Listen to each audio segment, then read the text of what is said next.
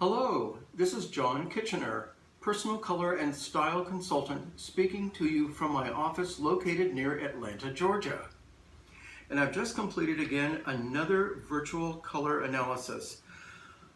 This is really a very interesting one. There are people who ask me, am I cool or am I warm? And this palette would answer it because you're both, basically. Most people will lean somewhat cooler or somewhat warmer, but there's always a middle ground that needs to be acknowledged within the skin tone. And again, when someone wants a virtual palette done, what they do is they send photos, digital photos to me, taken in bright morning sunlight, close-up of eyes and skin, unmade up skin, by the way, and then I analyze them on my MacBook, which is a MacBook Pro with a Retina display, the best monitor there is, calibrated to noon daylight. And noon daylight really allows for really the utmost in accuracy to produce a palette like this, which is about a little over 100 swatches. And it's all fabric, there are no paint samples. Paint samples are a little too flat to really relate to matching things like velvets and silks and corduroys, which there are plenty in here. This is a beautiful, beautiful range. As I mentioned, she's a combination, Susan that is a combination of cooler and warmer colors. It's almost as if you mixed Monet, the softness of the Monet Impressionist palette, with a little bit of Rembrandt thrown in. It's very interesting. Her skin tones go from a kind of soft rose into a slightly warmer peach. It's a very, very interesting kind of range, but the rose is on the blue-violet side of the color, so the tendency for the palette is to go cooler, which balances and contrasts positively with the client's coloring. This is laid out really in terms of strength and the strength of the colors, that is. The first range here are her romantic colors. These are the most feminizing colors for a client to wear. They do fall into the red family. Valentines are red. Red has a very sensual connotation associated with it. So instead of red being a power color, red is a romantic color. So gentlemen, if you were wearing red ties to work or red ties to a presentation, you might correct that because you're showing your emotional masculine side instead of what your power colors actually are. So the first page is the strongest, that's page 1. 1A is quieter, 1B is more reserved, and 1C is even quieter. Again, this is completely individualized to Susan's skin tone. And it shows how cool she can go, how warm she can go, how light, how dusky, how grayed, how muted, how vivid, how warm, and how cool. So what you have here is this first page goes from, literally starts at 10 red purple, goes to 2.5 red, and ends up at 5 red. Now those terms are the Munsell System of Color, which is the color system we use to describe where a person's colors actually are. And the Munsell system is really extraordinary. It's used by the National Bureau of Standards, the Egyptology department at the University of Cairo and at the Cairo Museum. It really is absolutely the best color system because it is based on how the human eye perceives color. It's very different than the other color systems that are out there. The Munsell system is absolutely phenomenal and very finite in its information and designation of color. The second page is a little softer. She goes duskier here into kind of dusky salmons and dusky roses. This page is most interesting. This goes more towards bricks, so this is the warmer side of her range. There's almost a leaning towards coral here, but it doesn't go too orange. Again, there's only so far that the client's coloring will allow the color to go. This is very dusky down in here. This is some of the most extremely dusky colors that I ever use in the red family. And then these go back up a little bit brighter and warmer. So the reds are wonderful in that for a woman, they are great choices for lipstick and blush. So it actually gives you an indicator of how soft you can go, how warm and how cool you can go. And so if you were again wondering if you were warm and cool, please come in and see me or have a virtual analysis done, and we can really establish those absolute levels that are accurate for you. The next range are the power colors. The power colors are the most assertive colors a person can wear. In art terms, those are considered the complementary colors. They are the opposite from your complexion. And so with that rose undertone in her skin, the green, this is just logic, but perceptually the green was the strongest in terms of how it would contrast with her, therefore accentuating her color the most, making her look her most assertive. And then the blue-greens are quieter. This is the teal range. And then this beautiful range of blues has less impact on her. It does contrast with the green of her eyes, the warmth of her hair. But again, there's a point where the blue stops and picks up over here and has a completely different mood. So the color moods are very, very important to your form of understanding how to express yourself. So we've got romantic first, we've got power second, then we've got these interesting light colors. Not everybody has these. These are, in this case, called the playful colors, which are your sportswear colors. They're the more upbeat, more energizing, more weekend wear, more casual in expression. And for her, they go from her version of a yellow-green, and it goes very light or somewhat light. And then she has these beautiful cornflower blues that then go up into periwinkle. Now, this is interesting because here's sort of a warmer side of green and a cooler side of purple blue. This does happen in skin tones. People are that diverse. And if you can look at it this way, she goes this far into the red purples and this far into the blue purples. So there's a tremendous range in here. These darker tones on her are would be for her called the sophisticated colors. And sophisticated colors have more elegance associated with them. They're very rich colors. They really put you into the room, but they put you in a more supportive role. And yet the depth of these have an elegance about them. They're wonderful. And they go from a blue into her form of royal blue, into a purple blue, out to the purple blue, down to a pure purple, into the red purples, which lean a little bit plummy. One step further, that went redder in the pinker side of this range, blended right into her skin tone.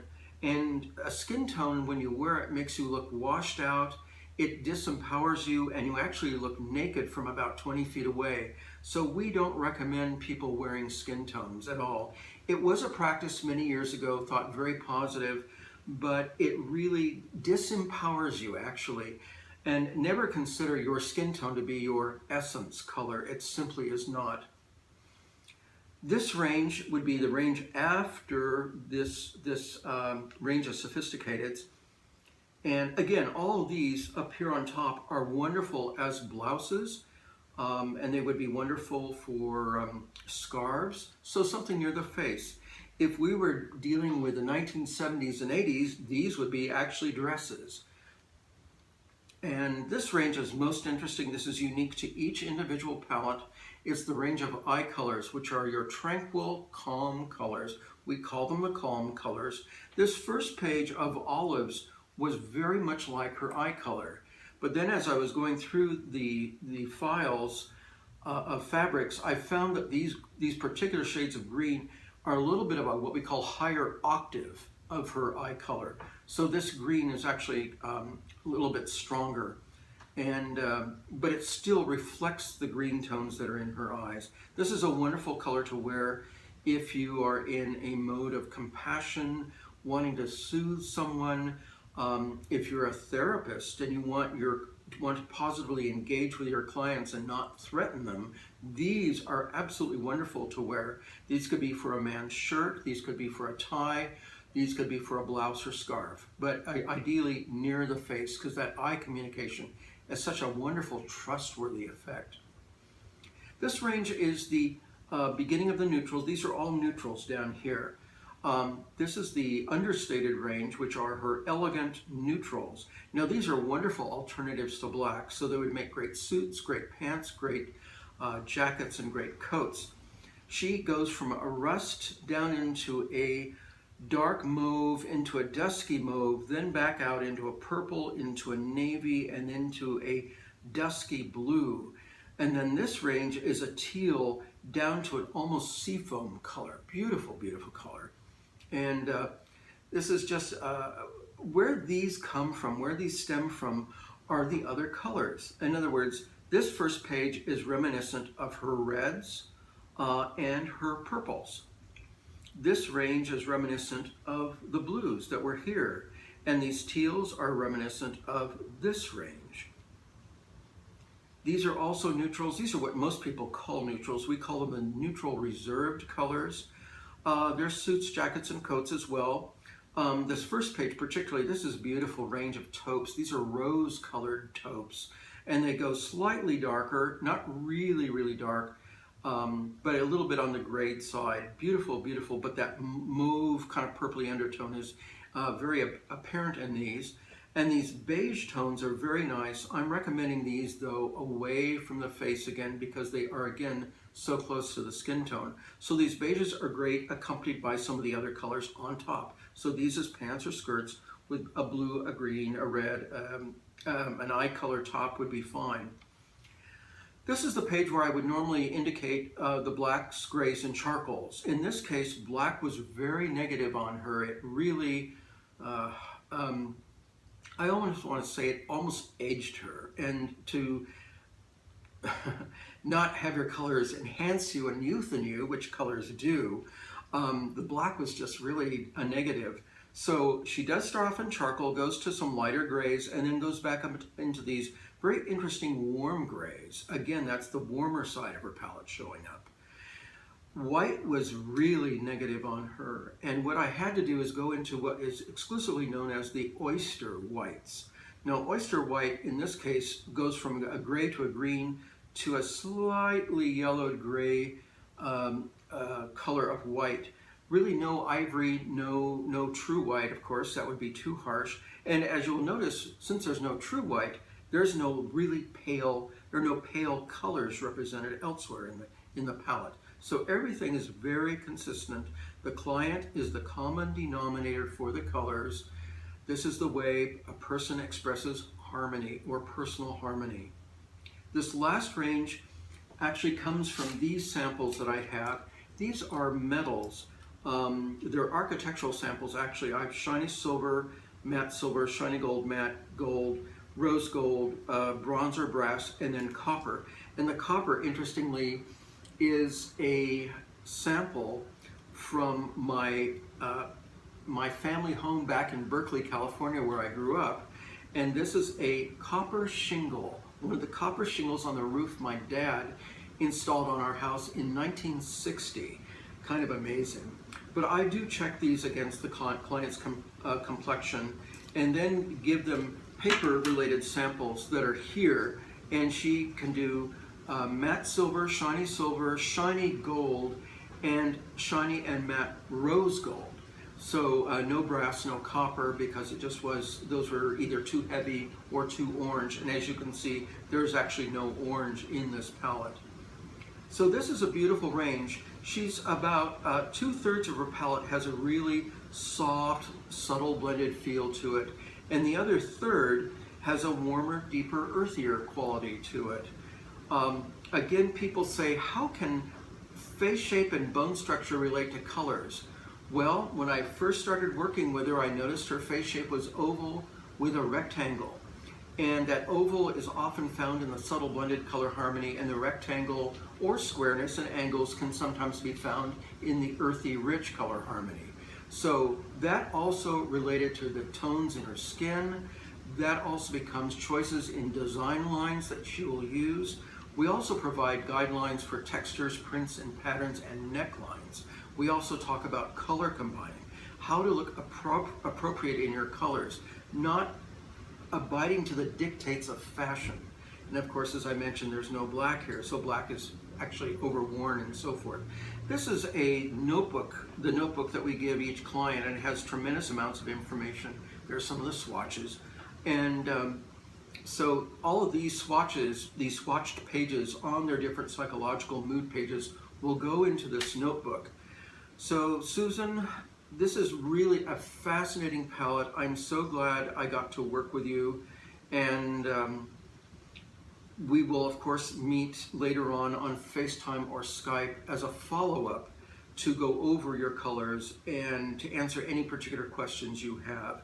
So I believe on ongoing coaching with clients. They're always welcome to call me, to text me, or to set up a Skype time so we can meet and discuss. They always can email me photos of them trying outfits on in stores. The idea is, I feel like you must be supportive to your clients, and so they can look their very best. So congratulations again, and enjoy.